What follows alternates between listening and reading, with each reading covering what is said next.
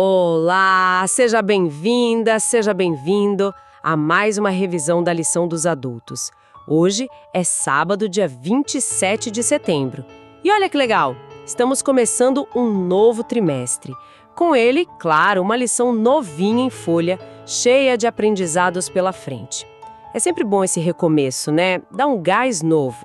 E o tema desta semana já chega chegando, sabe? Nos convidando a, sim, explorar novas possibilidades.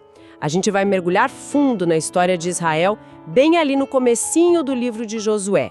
A ideia é entender como é que Deus abriu um capítulo totalmente novo para o seu povo, depois de uma era tão marcante, né, como a de Moisés. E claro, como isso pode, conversar com a nossa vida hoje. Exatamente, é uma transição, assim, fundamental na história deles. Moisés, aquele líder gigante por 40 anos, não está mais em cena.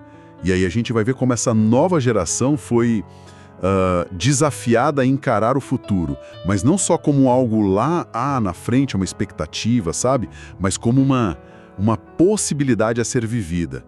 Agora, isso muda tudo. Perfeito.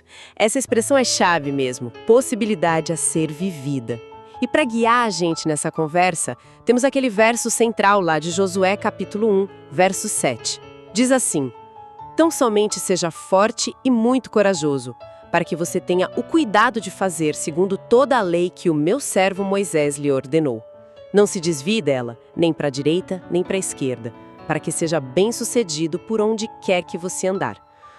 Puxa, quanta coisa aí, né? Nossa, tem muito aí. Vamos tentar desempacotar isso aos poucos. Verdade a ser vivida. É sobre um maestro, Benjamin Zander. Ele foi diretor musical da Orquestra Filarmônica de Boston por um tempão. E ele tinha um jeito, assim, bem diferente de lidar com a ansiedade dos alunos de música dele na hora da avaliação. Sabe como é, né? A pressão da nota. Ah, sim. A famosa ansiedade da avaliação. Em áreas assim de alta performance, isso pega muito, né? Ficou curioso, como é que ele fazia? Porque geralmente essa pressão toda acaba até atrapalhando. Totalmente. Então, o Zander, percebendo essa tensão toda, ele começava o semestre de um jeito, olha, surpreendente. Logo no primeiro dia, ele chegava e falava: "Pessoal, seguinte, todos vocês, nesta classe, vão receber nota 10. O quê? Assim, de cara? Nota 10 para todo mundo? De cara. Imagina a surpresa, né? Mas, claro, tinha uma condição. Uma condição bem peculiar para essa nota máxima garantida. Ah, bom. Tinha que ter alguma coisa, né? Isso é muito radical. Quebra totalmente a lógica que a gente conhece. Mas qual era a condição? Imagina que ele não queria só eliminar a nota, mas mudar a relação do aluno com o potencial dele, certo? Exatamente essa sacada. A condição era a seguinte: nas primeiras 2 semanas, cada aluno tinha que escrever uma carta para o Zander. Só que essa carta tinha que ser datada como se fosse do fim do semestre e começar assim: "Prezado Sr. Zander, eu recebi minha nota 10 porque..." E aí, na carta, o aluno tinha que descrever em detalhes quem ele teria se tornado até o fim do curso para merecer aquele 10. Puxa vida. Ele tinha que pintar o retrato dele mesmo, atuando no máximo potencial. Que ideia genial, nossa. Isso muda completamente o jogo, né? A nota deixa de ser tipo um carimbo do passado ou uma meta que assusta lá na frente. Ela vira uma visão que inspira agora, no presente. Ele não estava avaliando o que foi, mas convidando o aluno a viver a identidade da pessoa que ele podia ser. É um voto de confiança gigante. O foco vai para o crescimento, para incorporar a excelência, e não para o medo de errar. Nossa, perfeito. Transforma a energia da ansiedade em energia de possibilidade, é isso. E essa ideia, sabe, de encarar o futuro como uma possibilidade a ser vivida, puxada por uma visão de quem a gente pode ser com a orientação certa, isso nos conecta direitinho com o cenário de Israel. Lá no começo de Josué, a nação estava numa encruzilhada assim gigante. Com certeza. Pensa bem, Moisés, o cara que tirou eles do Egito, que deu a lei, que liderou por 40 anos, ele tinha morrido. Aquele capítulo imenso da história, a saída do Egito, a caminhada difícil pelo deserto, com murmuração, rebelião, mas também com milagre, com formação de identidade, esse capítulo tinha acabado. E aí estava essa nova geração. bem na fronteira da Terra Prometida. Uma geração que, pelo que a Bíblia indica, tinha uma vibe diferente da anterior, sabe? Aquela que ficou pelo deserto. Eles pareciam mais dispostos a confiar em Deus, a obedecer. Para eles, Canaã não era só um sonho antigo ou uma promessa para depois. Era algo real, ali, na cara deles, pronta para ser conquistada, para ser vivida. Essa diferença é fundamental. A geração passada viu a promessa, né? Mas a incredulidade barrou eles de viver aquilo como possibilidade real. Lembra de Números 14? Agora, essa nova geração é chamada a não cair no mesmo erro. A terra está ali, a promessa está valendo. A pergunta era, eles vão abraçar essa possibilidade e agir? O desafio era esse, transformar a promessa em realidade vivida. Exatamente. E o estudo desta semana vai justamente olhar para isso. Que passos Deus deu para começar esse tempo novo? Como ele capacitou Josué e o povo a fazerem exatamente isso, viver essa nova possibilidade. E um ponto central nessa virada, claro, é a liderança de Josué. O livro começa de um jeito muito interessante, fazendo essa ponte com o passado. Josué 1, ali nos versos 1 a 9, relembra a missão que Deus está dando, mas também, de um jeito meio implícito, lembra aquela promessa lá de Deuteronômio 18 de que Deus levantaria um profeta como Moisés. Por que será que essa conexão com Moisés é tão forte logo de cara? Olha, essa conexão é crucial por alguns motivos. Primeiro, para estabelecer continuidade. Imagina o baque da morte de Moisés. Poderia parecer o fim do plano, gerar um pânico geral, né? Então, ao chamar Josué e ligar ele à obra de Moisés, Deus estava dizendo para o povo, calma, o meu plano continua de pé. A minha promessa não morreu com Moisés. Faz sentido. Segurança, né? E segundo, para estabelecer a autoridade divina. Josué não estava se promovendo a líder. Ele estava sendo chamado por Deus, capacitado por Deus, assim como Moisés foi. Isso era vital para manter o povo unido e confiante nele. Entendi. E Deus mesmo deixa isso bem claro na conversa direta com Josué, né? Lá no verso 3 de Josué 1, ele fala: todo lugar em que puserem a planta do pé, eu darei a vocês, como prometi a Moisés. A missão de Josué é apresentada como a continuação do trabalho que Moisés começou. Essa ideia de Josué ser um novo Moisés parece bem forte ali no início. Sim, um novo Moisés no sentido de continuar a obra com a bênção e autoridade de Deus. Mas é legal notar que ele não era só uma cópia, né? Ele tinha a própria história de preparação. E essa preparação, olha, não foi de véspera, não. A gente viu uns flashes disso lá no Pentateuco. Lembra de Êxodo 33.11? Josué, ainda jovem, ficava na tenda do encontro, buscando a presença de Deus. Uma sede espiritual desde cedo. Verdade. Enquanto Moisés falava com Deus, o Josué estava lá, né? Absorvendo, e depois teve aquele episódio chave dos espias. Exato. Em Números 14, ele e Caleb são os únicos que voltam com fé, com coragem, contra a maioria que só viu dificuldade. Eles viram os gigantes, sim, mas focaram na promessa de Deus. Isso já mostrava o caráter dele, né? A fibra para a liderança. Aí mais para frente, em Números 27, a gente vê a passagem de bastão oficial, com Moisés impondo as mãos sobre ele, em público, por ordem de Deus. Deuteronômio confirma isso várias vezes, e termina dizendo que Josué estava cheio do espírito de sabedoria. Ele era conhecido como auxiliar de Moisés, né? Aprendeu servindo, ali na prática, estava pronto para dar conta do recado. Puxa, que preparo longo e consistente. E tem um detalhe interessante no capítulo 1 de Josué, que você mencionou, que reforça o peso de Moisés, né? Mesmo depois de morto, o nome Moisés aparece 10 vezes. E Josué só 4. E Moisés sempre chamado de servo do Senhor. Essa contagem diz muito, né? Mostra o tamanho da sombra de Moisés, o respeito imenso por ele. Ele era o padrão. Josué começa como auxiliar de Moisés, uma posição de serviço, de aprendizado.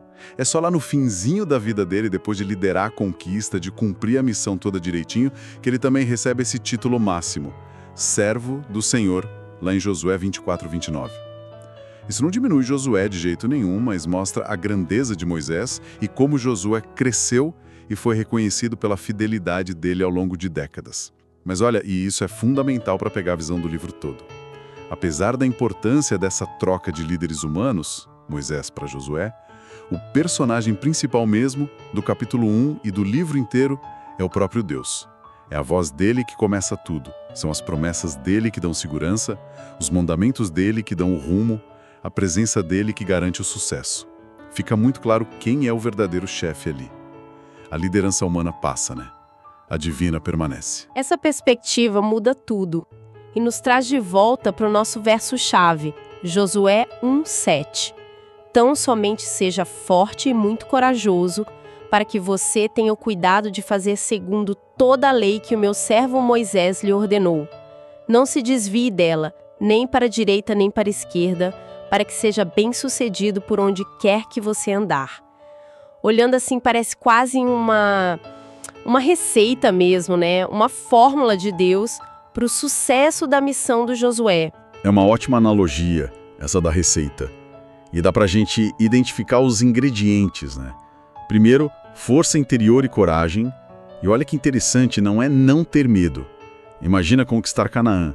Humanamente, impossível, cheio de perigo.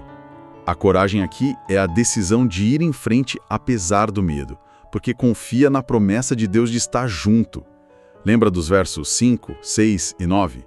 Eu serei com você, não te deixarei nem te desampararei. Essa é a base. Certo. Força e coragem que vem não da gente, mas da confiança em Deus presente? Entendi. Qual o próximo ingrediente dessa receita? O segundo é a obediência cuidadosa e total à lei. Tenha o cuidado de fazer segundo toda a lei. A lei ali era a vontade de Deus revelada, o manual para viver em aliança com Ele e para a missão dar certo. Não era para obedecer só o que fosse fácil ou conveniente, sabe? Era um chamado para fidelidade completa à palavra. Entendi. Obediência integral. E o terceiro ponto parece ser a questão do foco, da constância. Exatamente, constância e foco. Não se desvie dela nem para a direita nem para a esquerda. Manter o rumo que Deus deu, sem se deixar levar pelas modinhas das outras nações, sem inventar estratégias humanas que batessem de frente com o que Deus mandou e sem desanimar com as pedras no caminho. Precisava de perseverança naquele caminho ali. E o resultado prometido dessa mistura força e coragem em Deus, obediência total e constância é ser bem-sucedido por onde quer que você andar. Mas o que significa esse sucesso? É só ganhar guerra? Ótima pergunta. O sucesso, ali, no contexto imediato, claro que incluía vencer os inimigos e tomar posse da terra. Mas acho que é mais amplo. Ser bem-sucedido, no hebraico sakal, tem a ver com agir com sabedoria, prosperar no sentido de cumprir o propósito de Deus. Não é só sucesso medido por riqueza ou poder humano, mas é cumprir a vontade de Deus e viver as bênçãos dele como resultado da fidelidade. É justamente concretizar aquela possibilidade a ser vivida, a vida na terra prometida com a bênção de Deus. E o ponto-chave, esse sucesso não era automático. Era consequência direta dessa relação de confiança e obediência ativa. Puxa, essa análise da receita de Deus é muito rica. Fica claro que a força para a missão não vinha do Josué, mas de Deus. A direção não vinha da cabeça dele, mas da lei. E o sucesso não dependia da genialidade dele, mas da fidelidade a Deus. Perfeitamente. A história de Israel com Josué, começando com essa chamada tão clara, vira um estudo de caso incrível, né? De como Deus age em tempos de mudança, como Ele capacita líderes e como Ele transforma promessas em realidade quando o povo está disposto a confiar e obedecer. E a reflexão que vem na hora é, puxa, se Deus pôde abrir esse capítulo novo tão importante para Israel, mesmo com a perda de um líder como Moisés, enfrentando desafios gigantescos, Ele também pode fazer isso na nossa vida hoje, né? Ele pode guiar a gente nas nossas próprias transições, sejam quais forem. Com certeza. E aí aquela pergunta que o estudo levanta se torna muito pessoal para nós. Por que é tão importante a gente se lembrar sempre de quem é o verdadeiro líder? Aquele que a gente não vê, mas que está sempre presente e é fiel. Especialmente quando a gente está no meio da mudança, da incerteza, ou até quando os líderes humanos aqui falham ou decepcionam. Reconhecer que Deus está no controle, que Ele é constante. Isso parece ser a nossa âncora, né? Traz uma estabilidade, um rumo, uma fonte de força que não depende do que está acontecendo fora ou da capacidade das pessoas. Liberta a gente daquela dependência excessiva de líderes humanos e conecta direto na fonte. Exato. E voltando lá na história do maestro Zander, e ligando com o Josué, talvez o grande convite prático para a gente seja esse mesmo. Olhar para os nossos desafios, para as nossas terras prometidas pessoais, para as fases novas da vida, para as incertezas, não como um peso enorme, sabe? Ou uma expectativa esmagadora que a gente tem que cumprir sozinho, mas sim como possibilidades a serem vividas. Possibilidades que o próprio Deus coloca na nossa frente com a promessa de que Ele vai junto, Ele vai guiar. Adotar essa visão parece que pode realmente mudar o jeito como a gente encara o futuro, né? Sair do peso da obrigação para a leveza da possibilidade guiada por Deus.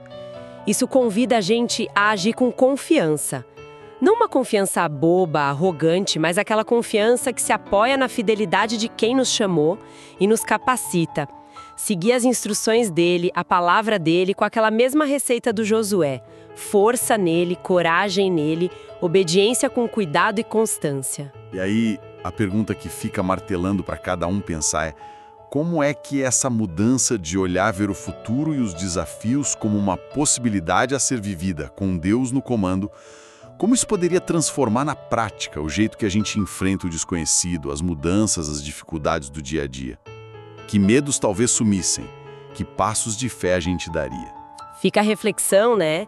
E talvez, só para cutucar um pouquinho mais, será que existe também um perigo da gente só romantizar essa ideia de possibilidade e esquecer que a caminhada do Josué, mesmo guiada por Deus e cheia de promessa, também teve batalha, real, disciplina, obediência firme?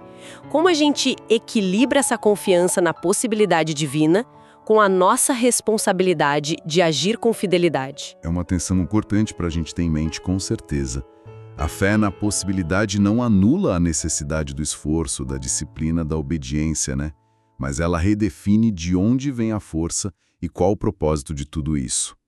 Excelente ponto para a gente continuar pensando. Até amanhã no próximo estudo, pessoal. Até mais.